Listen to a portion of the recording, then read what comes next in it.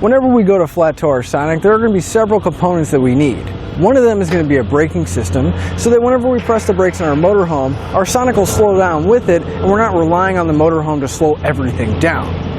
Now, most braking systems are going to have a monitor light in there, so we can monitor what's going on and when the brakes are applied in our Sonic without having to leave the motorhome. Now, the problem with that is that most of the monitor lights are going to go off of the brake cylinder and the actuator that's actually causing the brake pedal to move. But if something were to fall on the brakes, or that cylinder doesn't move back all the way, or if it's not installed properly, we're not going to get an accurate reading. That's where our stoplight switch is going to come in and help us out. Our stoplight switch is actually going to give us an accurate reading of when the pedal moves rather than when the actuator moves. Now, our stoplight switch is going to mount directly to the brake pedal arm. It's going to have a small plunger in there, and whenever the brake pedal moves, it's going to energize that circuit and send that signal out. That way, in case anything falls on the brake pedal or the brakes don't release fully from our braking system, we'll have an alert letting us know that something is going on.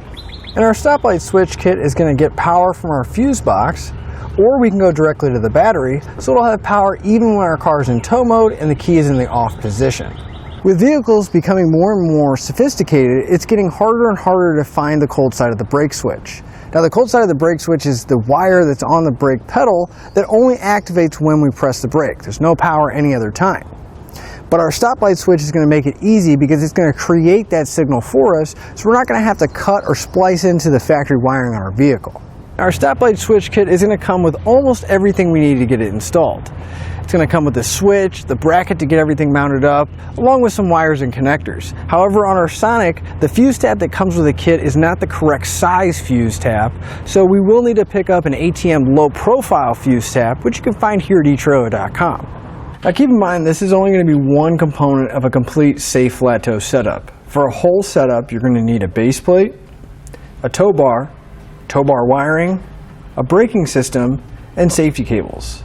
And specifically for our Sonic, we're also going to need a fuse bypass, because there are several fuses that we're going to have to pull underneath the hood and inside so we can safely flat tow our Sonic. And also, finally, a stoplight switch so we can get the monitor light hooked up on our braking system. And you can find all of these components here at etrailer.com. But now that we've seen what our stoplight switch looks like and gone over the features, let's put it on together. To start out, we want to grab our bracket, the switch, and the nut out of our kit. Now, on the bracket, you'll notice that one section has a long tab and one section has a short tab. The long tab is where we're going to be mounting our actual brake switch to. And you want to make sure that the small tab is facing towards the firewall. So we'll take our switch, and we're going to take the first nut off along with the star washer. Now we'll leave another nut on there. We're going to pass it through so it's coming into the middle section of the bracket. Take our star washer, drop it over, and for right now we're just going to loosely put this nut in place.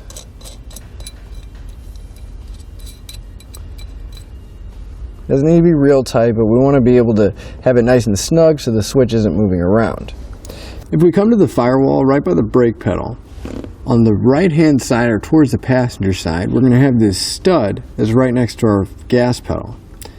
That stud is where we're going to be mounting our bracket. So we'll take the short end, we'll slide it over the stud to where it's going to sit pretty flat and the stud's coming through. And you can see that this switch is going to line up with the brake pedal arm when we have it in there like that. So what we're going to do is we'll take that nut from our kit. You just want to make sure that you get the nut started so that bracket's not going to fall off. Now once it's nice and snug and we know that it's threaded on there, you want to grab a 13mm socket. We'll come in and we'll tighten up that nut. Now whenever you do go to tighten that nut, you want to make sure that the switch is actually in front of the brake pedal arm and it didn't move off to the side. So we got two wires coming off the back of our switch. I'm going to go grab a pair of wire strippers. We're going to strip back the end of each wire. And grab a couple of the blue butt connectors that are in our kit. And we'll crimp them onto the end of our wires.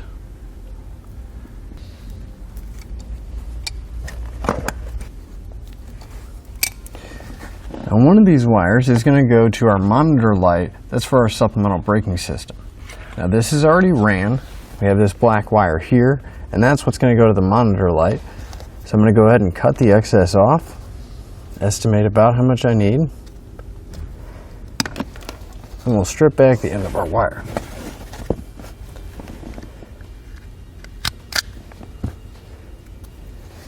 Now this is going to go into one of our wires. It doesn't matter which one. We'll crimp on our connector.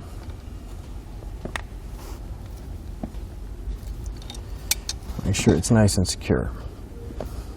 We can see we have a really large rubber grommet. Now we already have a lot of wires going through here, but this is what we're going to use to get our red wire out to the engine. If you just take a screwdriver or a utility knife, if you come to the very far edge that's towards the center of the car, you can just make a cut and you can pass your wires through. That's what we did, and that way we're far enough away from the factory wires that they won't get damaged. Now I just attached a piece of Airline tube to the end of my wire, poked it through. That way I can start pulling my wire and bring all the slack out to the engine bay. So we have a few different ways that we can hook up our wire. We have our battery and our fuse panel right next to each other. So I'm going to go ahead and test my fuses, and I'm going to find one that has power even with the ignition off and the vehicle in tow mode.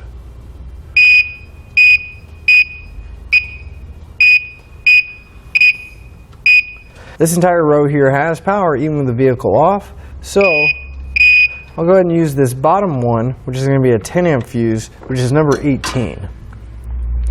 Grab our fuse puller, we can pull our fuse out. Now you'll notice that with our fuses that come out, they're not going to match our fuse holder.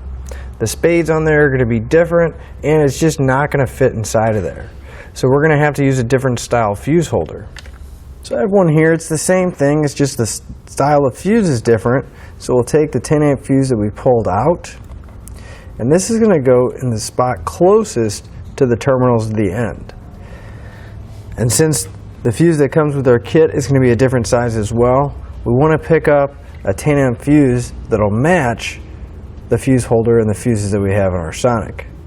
We can put that fuse in line next to the other one.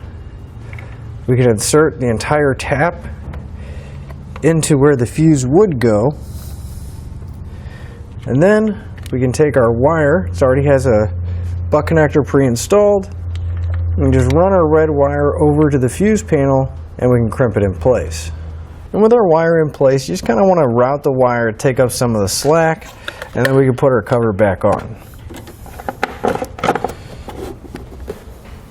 Now we're going to need to adjust our switch.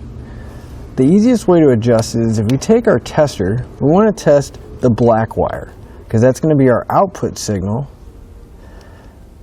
So if we test the wire,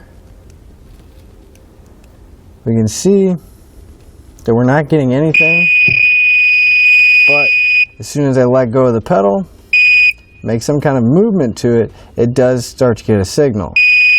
But as you can see, I'm not touching the pedal right now, so we do need to adjust it and tighten everything up.